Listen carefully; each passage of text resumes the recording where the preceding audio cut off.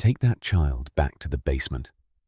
The words echoed through the crystal ballroom of the Whitmore estate in Greenwich, Connecticut, silencing nearly 200 wealthy guests. 3-year-old Lily froze beside the grand staircase, her tiny fingers wrapped around a faded blue music box with chipped paint and a cracked brass handle. She had wandered upstairs by mistake. For the first time in weeks, she had seen sunlight. The little girl smiled. Then Margaret Whitmore snatched the music box from her hands. "I told your mother," Margaret said loudly enough for everyone to hear. "Servants belong downstairs. Their children do too." The room filled with awkward laughter from people too afraid to challenge the woman hosting one of the year's biggest charity galas. Lily didn't cry. She simply looked at the broken music box lying on the marble floor as if something inside her had shattered with it.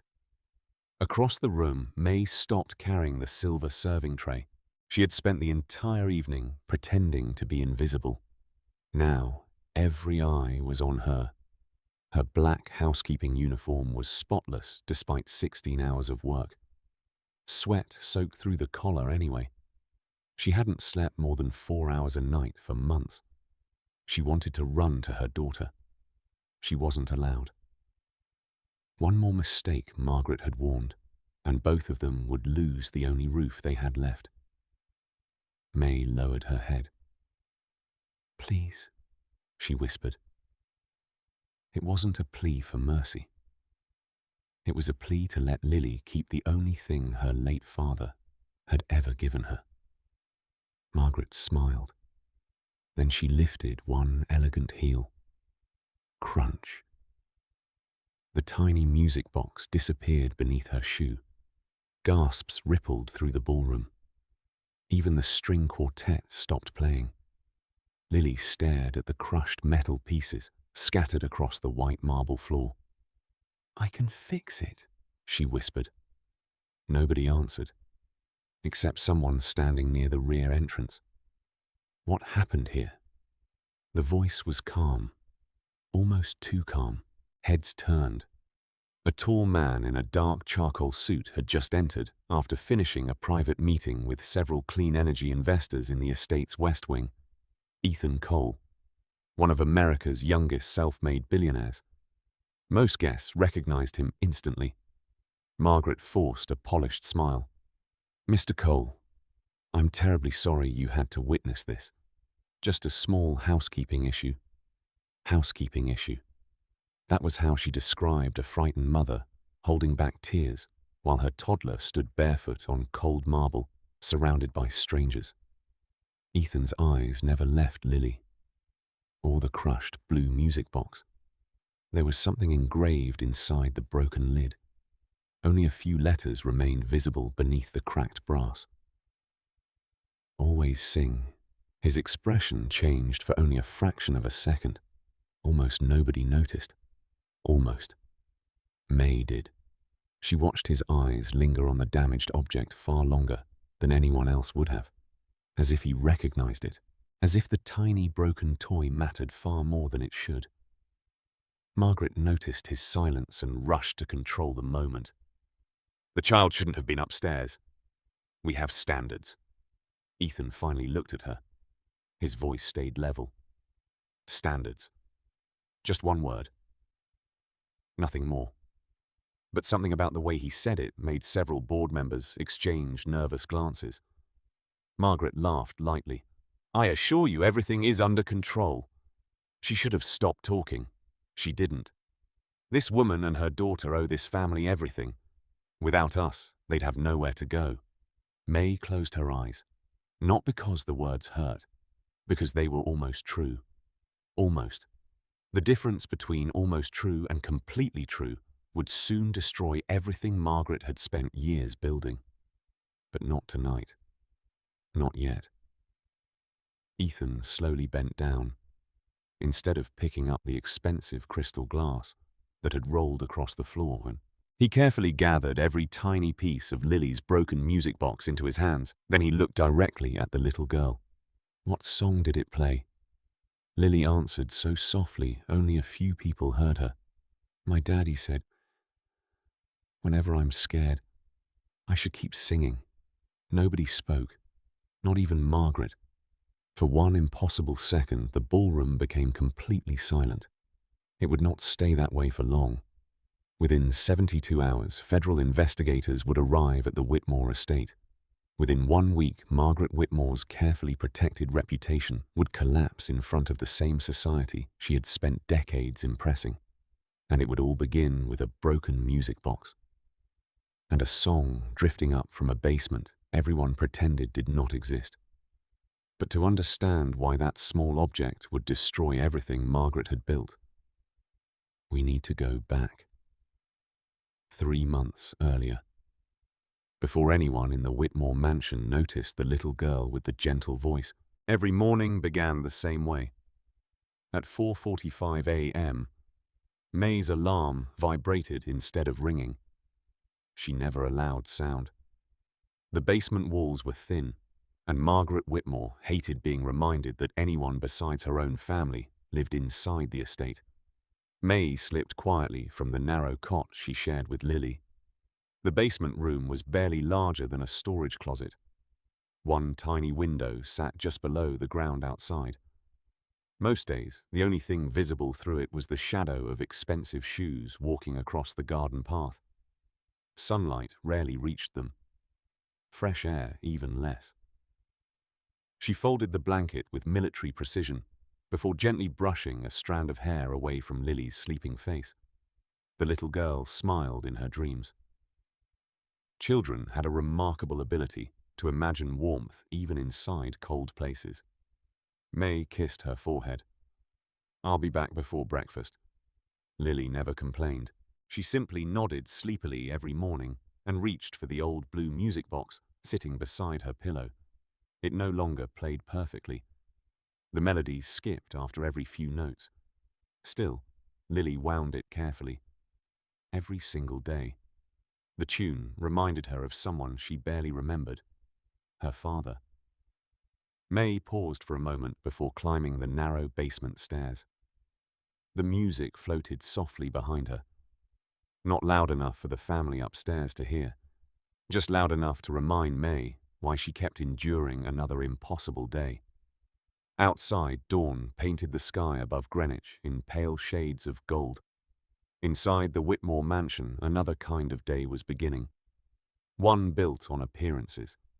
Fresh flowers arrived before sunrise.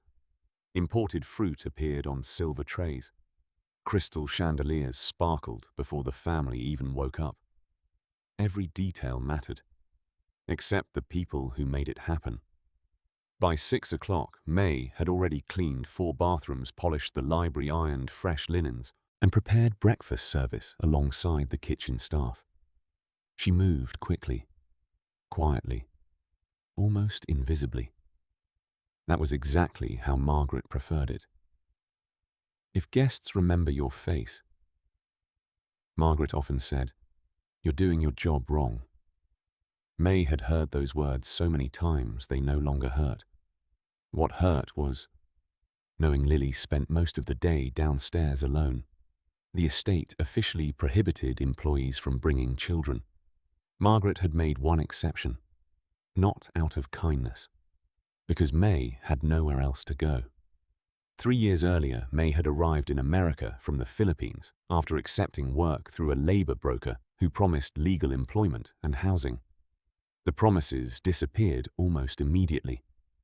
Her passport had vanished. The broker disappeared. The paperwork she believed protected her turned out to be fraudulent. By the time she escaped that situation, Lily was only a few months old, and May had no savings, no family nearby, and no clear immigration status. The Whitmores had offered work. Cash. A room. No questions. At first, it felt like rescue. Then the rules kept changing. The room became the basement.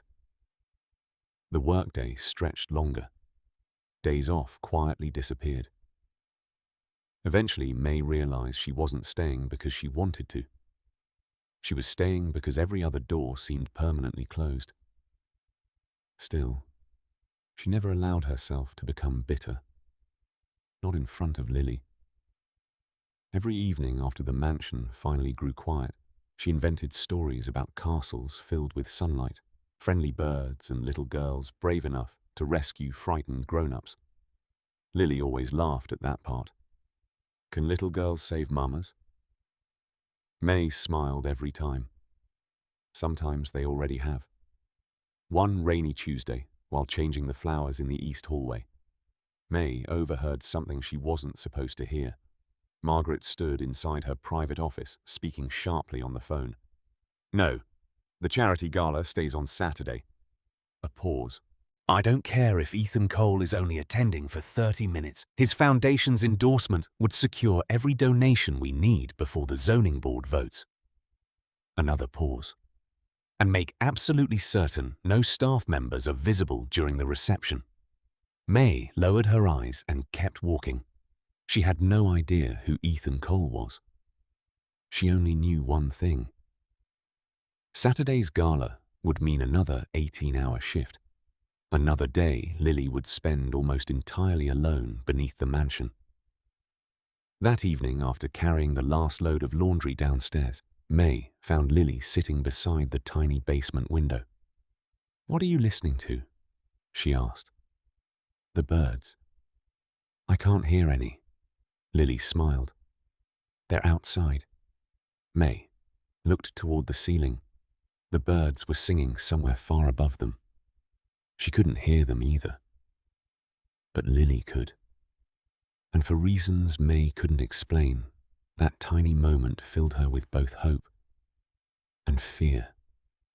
Because in just 5 days, a single song rising from beneath the Whitmore mansion would reach exactly the ears it was meant to find. Saturday arrived under a clear autumn sky. By 7 that morning, the Whitmore estate looked less like a family home and more like a luxury hotel preparing for royalty. White tents covered the gardens. Valet attendants lined the circular driveway. Television crews adjusted their cameras outside the front gate, waiting for politicians, celebrities, and executives attending the Whitmore Children's Future Charity Gala. The irony would have been almost laughable. Inside one of the richest homes in Connecticut, a 3-year-old child spent the day locked beneath the mansion. May kissed Lily's forehead before beginning another exhausting shift. I'll come back every chance I get. Lily nodded and held up the little blue music box. I'll sing while I wait. May smiled, not too loudly. Lily giggled. I know. She always knew. Far better than any child her age should have. Upstairs, Margaret Whitmore inspected every room with military precision. A single fingerprint on crystal glass drew criticism. One flower, arranged half an inch too low, became another lecture. Nothing escaped her attention, except the fear growing inside her. Few people knew the Whitmore Foundation had quietly begun losing wealthy donors. Several business projects had stalled. The charity gala wasn't simply about generosity. It was about survival. If Ethan Cole publicly pledged support that evening, newspapers would celebrate the Whitmores again. Banks would relax. Investors would stay. Board members would stop asking uncomfortable questions. Margaret needed perfection. Perfection did not include servants being noticed, especially not one undocumented housekeeper with a child hidden in the basement. Keep them invisible, she reminded the head butler. No wandering. No conversations. No mistakes. Especially today. Yes, Mrs. Whitmore. Among the staff, everyone understood exactly who she meant. Most lowered their heads. One woman didn't. Angela Brooks had worked as the estate's pastry chef for nearly 11 years. She knew May better than anyone upstairs. Every afternoon, she secretly wrapped leftovers inside clean kitchen towels before taking them downstairs. Never enough to attract attention. Just enough so Lily never went to bed hungry. You look pale, Angela whispered while arranging desserts. I barely slept. You need help. May forced a tired smile. What I need doesn't fit inside a lunch bag. Angela wished she had an answer. She didn't. Not everyone inside the mansion lacked compassion. Some simply lacked power. Others lacked courage. Then there was Thomas Green, the estate manager. If Margaret was the face of authority, Thomas was its enforcer. He carried a leather notebook listing every employee's mistakes. Late by 3 minutes. Written down. A broken plate. Written down. Speaking without permission. Written down. Every warning became another reason someone could be fired without argument. Thomas stopped beside May. "Remember the rules?" "I do." "No staff member enters the ballroom after 6 unless instructed." "Yes." "And your daughter stays downstairs." May nodded. Thomas studied her for another moment. His voice softened almost imperceptibly. "Don't give her a reason. It wasn't kindness. It was the closest thing to sympathy he believed he could safely show." Late that afternoon, another unexpected visitor arrived. A young immigration attorney named Daniel Ruiz walked through the front entrance carrying several sealed envelopes. Margaret had hired him to review employment records before the gala. Public charities attracted attention. Attention attracted audits. Daniel wasn't part of the Whitmore family's inner circle. He was thorough, quiet, and impossible to rush. As he reviewed personnel files in the upstairs office, one employee record immediately caught his attention. May Santos. No completed federal employment verification. Missing identification documents. Handwritten payroll notes. Cash payments. No signed housing agreement. He frowned. "This file isn't complete." Thomas answered without looking up. "It doesn't need to be." Daniel closed the folder slowly. It was the first tiny crack. Not enough to expose anything. Yet. Downstairs, unaware of any of this, Lily sat beside the basement window with the blue music box resting in her lap. She wound it gently. Click, click, click. The melody skipped again before stopping completely. "It won't sing anymore," she whispered. Instead of crying, she began singing herself.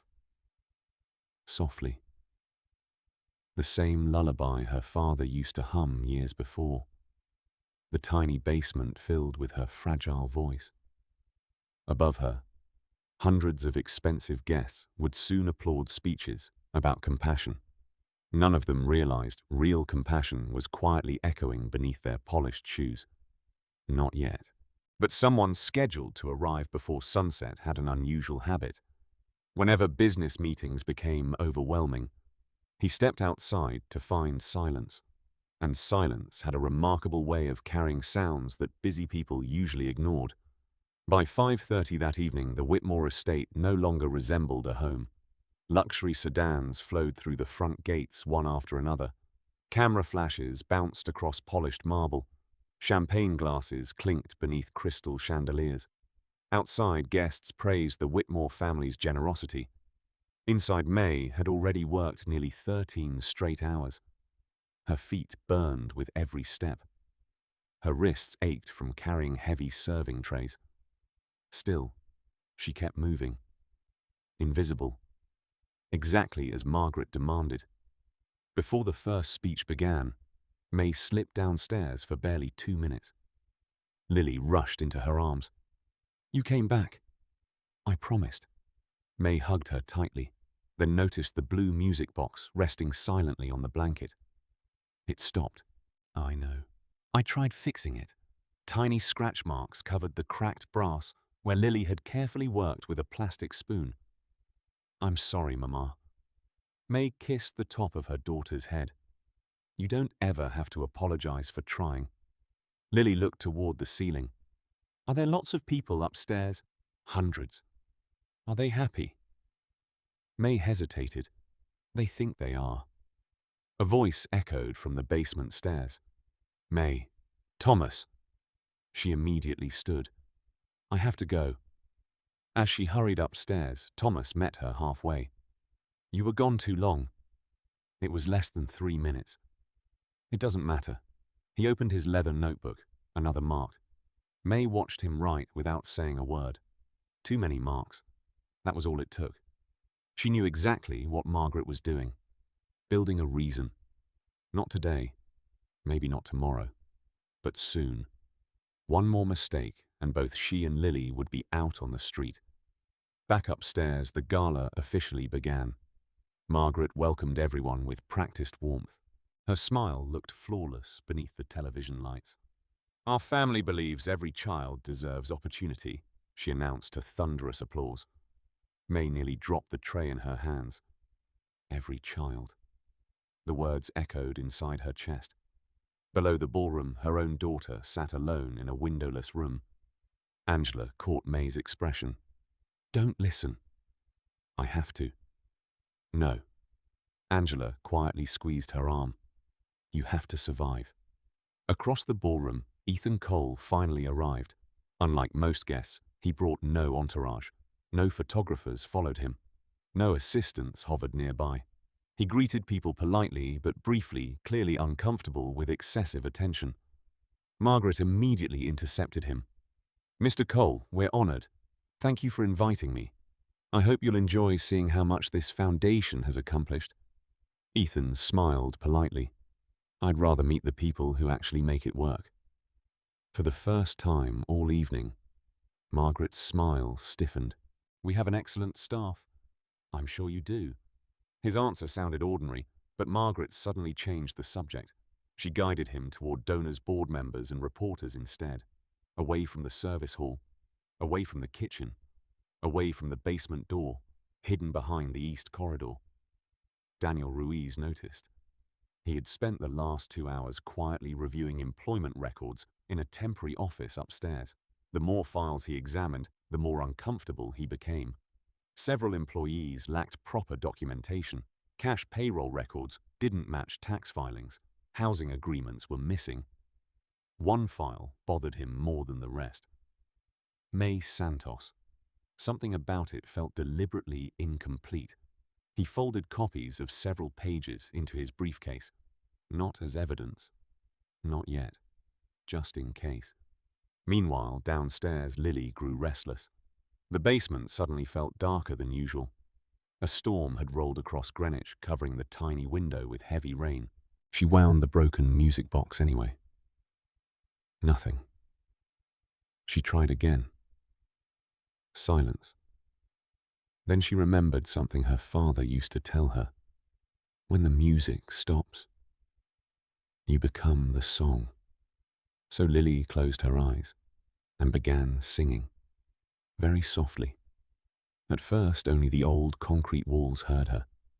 Then the melody floated upward through a heating vent hidden behind stacked storage boxes. One floor, then another, barely noticeable, almost like the wind.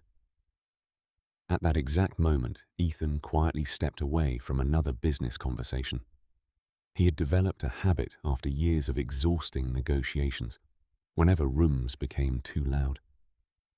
He searched for silence. He wandered toward the east hallway, away from the speeches, away from the applause, near an old wooden door marked "Private Access." He stopped, his head tilted slightly. There it was again, a child's voice, faint, gentle, lonely, not coming from outside, coming from beneath the house. He looked down at the floor. The song carried a melody he hadn't heard in years, not since visiting a refugee education center overseas where children sang to calm one another during air raid drills. His expression changed. Why would a child be singing underneath a mansion hosting one of America's most celebrated charity events? He reached for the basement doorknob. Before he could turn it, Margaret's voice interrupted behind him. "There you are." She smiled too quickly. "I've been looking everywhere." Ethan slowly removed his hand from the knob. "I thought I heard someone." Margaret didn't even glance toward the basement door. "Oh, probably old pipes." Ethan said nothing, but his eyes lingered on the locked handle for one long second. Margaret noticed. She immediately stepped between him and the door. That tiny movement would become the biggest mistake she made before the night was over. The music stopped, not because Lily stopped singing, because the basement door suddenly flew open. Thomas Green stood in the doorway, his face tighter than May had ever seen before. "There you are." Lily looked up. "Did Mama send you?" "No." His answer was short. "Come with me." The little girl clutched the blue music box against her chest. "I have to wait for Mama." "You don't have a choice." For the first time since arriving at the Whitmore estate, fear settled visibly across Lily's face. Upstairs, Ethan remained polite, but his attention had drifted completely away from the investors surrounding him. He heard it again. Or rather, he noticed its absence. The song had vanished. Children rarely stopped singing for no reason. Something felt wrong. Across the ballroom, Margaret continued welcoming guests as television cameras rolled. "Our mission has always been simple," she declared with practiced elegance. "Every child deserves dignity, hope, and opportunity." The applause came instantly. It sounded louder than before. Ethan didn't clap. Neither did Daniel Ruiz. The young attorney had quietly slipped into the ballroom carrying his briefcase. Inside were copies of several employment records he couldn't explain. He wasn't ready to accuse anyone, but he wasn't willing to ignore what he'd found either. Meanwhile, May hurried through the kitchen carrying another tray of champagne. Angela intercepted her. They took Lily upstairs. Everything inside May froze. "What?" "Thomas." He said Margaret wanted to see her. The silver tray slipped from May's trembling hands. Crystal shattered across the kitchen floor. Every conversation stopped. Thomas appeared almost immediately. "What have you done?" "I'm sorry. Sorry won't replace imported crystal. I'll pay for it." "With what?" His question wasn't cruel, it was factual. May had less than $400 in savings. Thomas looked toward the ballroom. "Mrs. Whitmore wants you. Now." Every instinct told May to run downstairs to find Lily. Instead, she forced herself toward the ballroom. Because if Margaret had brought Lily upstairs, something terrible was already happening. Nearly 200 guests filled the grand ballroom. The annual charity auction had just begun. A spotlight illuminated the stage. Margaret stood smiling beside the master of ceremonies. Then everyone noticed movement near the entrance. May, still wearing her housekeeping uniform. Hair slightly disheveled. Hands shaking. Margaret sighed dramatically into the microphone. "I apologize, everyone. It seems we've had another unfortunate disruption." Guests turned. Whispers spread immediately. "What happened?" "Who's that?" "One of the maids." Margaret beckoned with one finger. "Come here." May obeyed. She had no choice. Then she saw Lily. Her daughter stood beside Thomas, near the stage holding the broken blue music box with both hands, barefoot, surrounded by strangers. "Mama." Lily smiled with relief. May instinctively moved toward her. Thomas blocked the way. Margaret continued speaking as though hosting a pleasant conversation. "I believe in helping people." The audience nodded. But gratitude matters. She looked directly at May. This woman was given housing, a job, food, and yet she continues breaking rules. May swallowed hard. "My daughter, only." Margaret raised one hand. When spoken to, silence. Reporters lifted their cameras. Guests leaned closer. Margaret walked toward Lily. "So this is the child." She looked down at the music box. Still carrying this old thing. Lily hugged it tighter. "It was Daddy's." Margaret smiled. But it doesn't even work. It still matters. Children sometimes speak with extraordinary clarity. Several guests shifted uncomfortably. Margaret reached down. Let me see. Lily hesitated, then slowly handed it over. May took one desperate step forward. Please. Margaret examined the cracked music box for barely a second, then laughed softly. This worthless toy is exactly why people stay trapped. She let it fall. The tiny box struck the marble floor. Its lid sprang open. The faded inscription inside became visible for an instant. Always sing. Before anyone could read the full engraving. Margaret's high heel came down. Crunch. Metal bent. Wood splintered. The tiny brass handle snapped completely away. Lily gasped. No tears came. She simply stared, as though she had just watched her father disappear a second time. May couldn't breathe. A memory flooded back. A hospital room. Her husband's trembling hands placing that same music box into Lily's blanket. If she ever gets scared, tell her to keep singing. Her knees nearly gave out. Angela quietly covered her own mouth. Daniel stared at the broken pieces. Even Thomas looked away. Nobody moved. Not yet.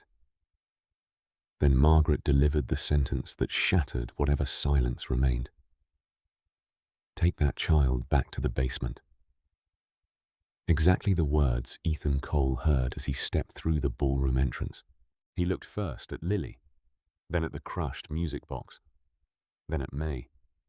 Nobody noticed him kneel. Nobody noticed him carefully gathering every broken piece instead of walking past, until he turned one fragment over in his hand. His expression changed instantly, because hidden beneath the cracked brass, he recognized something no one else in the room understood. And before anyone could stop her, Lily whispered the first line of the song her father had taught her. Ethan slowly lifted his head.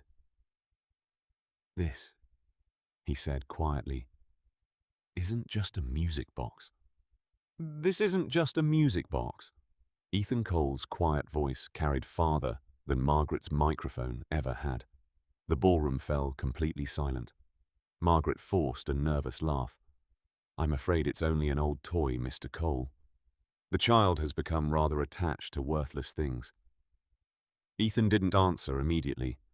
Instead, he carefully fit two broken pieces together in his hands. His thumb brushed across the faded engraving hidden inside the lid. Always sing.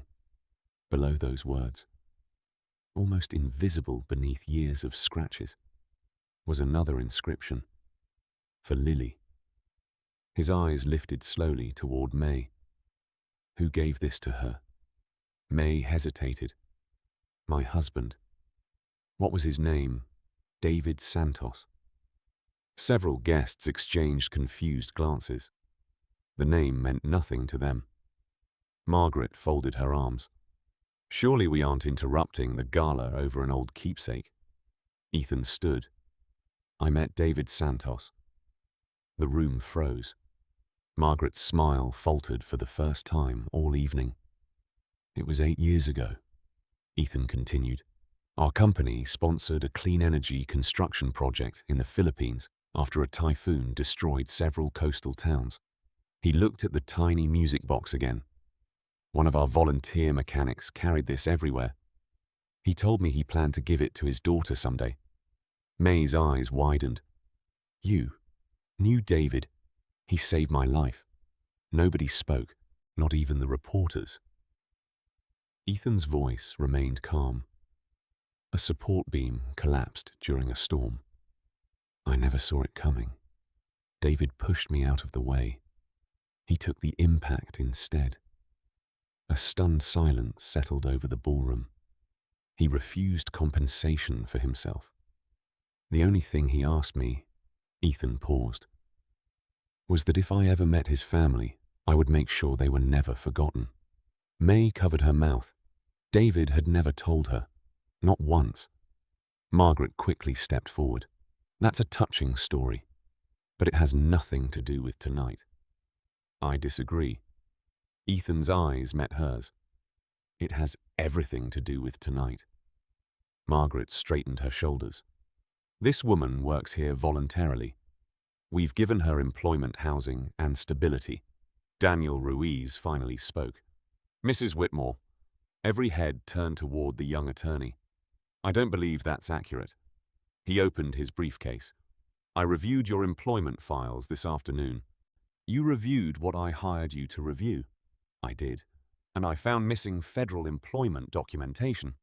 He removed several copies, cash payroll records, no legal housing agreement, no completed employment verification, missing identification records. The documentation is incomplete. Margaret's expression hardened. You don't understand how private households operate. Daniel replied quietly. I understand how labor law operates. Thomas lowered his eyes. Angela stopped pretending to arrange dessert plates. Several members of the Whitmore Foundation board slowly stood from their seats. One elderly board member spoke first. Margaret, is this true?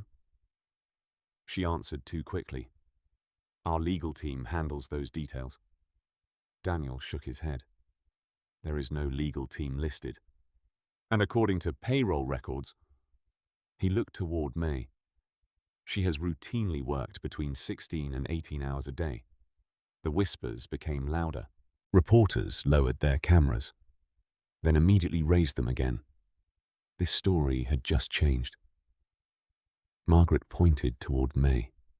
She never complained. For the first time all night, May answered, calmly. I was afraid. Nothing more. Just 3 words. Yet they landed heavier than any accusation. Margaret tried again. You stayed because we helped you. May slowly knelt beside Lily. She took the last broken piece of the music box from Ethan's hand. Then she looked directly at Margaret. I stayed because my daughter deserved to sleep somewhere safer than the street. No anger, no shouting, only truth. Lily tugged gently on her mother's sleeve. Mama, can I sing now? May nodded. Yes. The little girl closed her eyes. Without music, without accompaniment, she quietly sang the lullaby David had taught her years before. Her tiny voice echoed beneath crystal chandeliers built for applause. By the second verse, Angela was crying openly. One waiter removed his glasses to wipe his eyes. Even Thomas turned away. The room understood before Margaret did. This family had not been protected. They had been trapped. Ethan reached into his jacket pocket. He removed a worn leather wallet. Inside was an old photograph. The edges had yellowed with time. It showed Ethan standing beside David at the disaster recovery site years earlier. David was smiling. The same blue music box rested in his hand. I've carried this photograph ever since the day he died. Ethan placed it beside the broken music box. No legal document could have spoken louder. Nobody questioned the truth anymore. A board member quietly addressed security. Please escort Mrs. Whitmore away from the stage. What? Margaret stepped backward. You can't possibly. The gala is over. Another board member spoke. And effective immediately. You are suspended from all foundation activities pending an independent investigation. Reporters surged forward. Television cameras captured every second. Daniel closed his briefcase. I've already contacted state labor investigators. They're on their way. Margaret's confidence finally cracked. She looked toward Thomas, toward the board, toward the guests she had spent decades impressing. Nobody came to her defense. Not one person. Ethan carefully handed the repaired pieces of the music box back to Lily. "It won't play anymore." Lily smiled. "I know." She looked at her mother. "We can still sing." Ethan smiled for the first time that evening. Then he looked at May. "I couldn't keep my promise to David when he asked. I didn't know where you were." His voice became almost a whisper. "But if you'll allow me, I'd like to keep it now." May looked around the ballroom one final time. At the shattered illusion. At the silent witnesses. At the daughter who had never stopped believing. Then she spoke the only sentence that truly mattered. "We're leaving." And this time, no one tried to stop them. 3 days later, the Whitmore estate looked nothing like the place that had hosted one of Connecticut's most celebrated charity galas. The television trucks were gone. The luxury cars had disappeared. In their place stood vehicles from the state labor department, immigration officials, and financial investigators carrying boxes of records out through the front doors. Neighbors watched quietly from behind iron fences. The mansion that had always seemed untouchable suddenly looked strangely ordinary. Margaret Whitmore no longer welcomed guests beneath crystal chandeliers.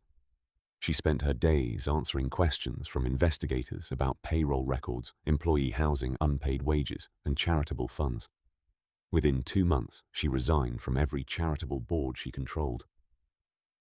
Several long-time donors publicly withdrew their support.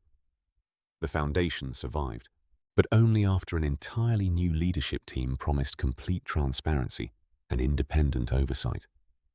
The reputation Margaret had spent 30 years building disappeared in less than 30 days. Not because of gossip, because the truth finally had witnesses. May never returned to the basement. The morning after the gala, Ethan personally met her outside a modest apartment building overlooking Mill River Park in Stamford. It wasn't enormous. There were no marble staircases, no private ballroom, no servants, just sunlight pouring through wide windows. Lily ran from room to room, laughing. "Mama, look, the sun comes inside." May stood silently in the middle of the living room. She had forgotten how bright an ordinary home could feel. For several long moments, she simply cried, not from sadness, from relief. Ethan kept the promise he had once made to David Santos. His legal team helped May resolve her immigration case through every available legal channel. The process wasn't immediate. Real life rarely is. There were interviews, documents, court appointments, months of uncertainty. But this time, May wasn't facing any of it alone. She found steady employment at one of Ethan's company offices, helping coordinate employee services and community outreach programs. Her experience taught her something no business school ever could. She knew exactly what invisible workers needed because she had once been one herself. People listened, especially Ethan. Several of her suggestions became permanent company policy, including confidential worker assistance programs and emergency childcare support for employees facing financial hardship. Quietly, without publicity, lives began changing. One crisp Saturday morning that spring, Ethan invited May and Lily to visit the headquarters of the Cole Foundation. Inside a bright conference room, several trustees waited with warm smiles. A folder rested on the table. Ethan slid it toward Lily. "I think your father would have wanted you to have this." May opened it carefully. Inside were the official documents establishing the David Santos Education Trust. The fund would cover Lily's education through college, along with music lessons if she chose them. Lily looked up. "Can I really learn piano?" "You can learn anything you want," Ethan answered. The little girl grinned. "I still want to sing too. I hope you never stop." A few weeks later, another small package arrived. Inside rested the blue music box. It had been painstakingly restored by an elderly craftsman who specialized in repairing antique musical keepsakes. The scratches remained. So did one small crack along the wooden lid. The craftsman had refused to erase them. They're part of its story, his note explained. Lily slowly turned the brass handle. Click, click, click. The melody returned, soft, gentle, beautiful. May closed her eyes as tears slipped down her cheeks. For the first time since David's death, his promise had a sound again. Lily smiled. It sings now. May wrapped an arm around her daughter. It never really stopped. Across the room, Ethan quietly looked out the window. He realized something that no award, investment, or business success had ever taught him. Sometimes the most important opportunity in a person's life arrives disguised as an interruption. If he had ignored one faint song beneath an elegant mansion, everything would have remained hidden. Instead, one little girl had reminded an entire room that dignity is never measured by wealth titles or where someone sleeps. It's measured by whether we choose to see people others have decided to ignore. And perhaps that's the real question this story leaves behind. If you had heard Lily singing beneath that mansion, would you have opened the door? If this story touched your heart, share your thoughts in the comments. And if you believe quiet courage deserves to be remembered, subscribe for more stories where truth, compassion, and dignity find their way back into the light.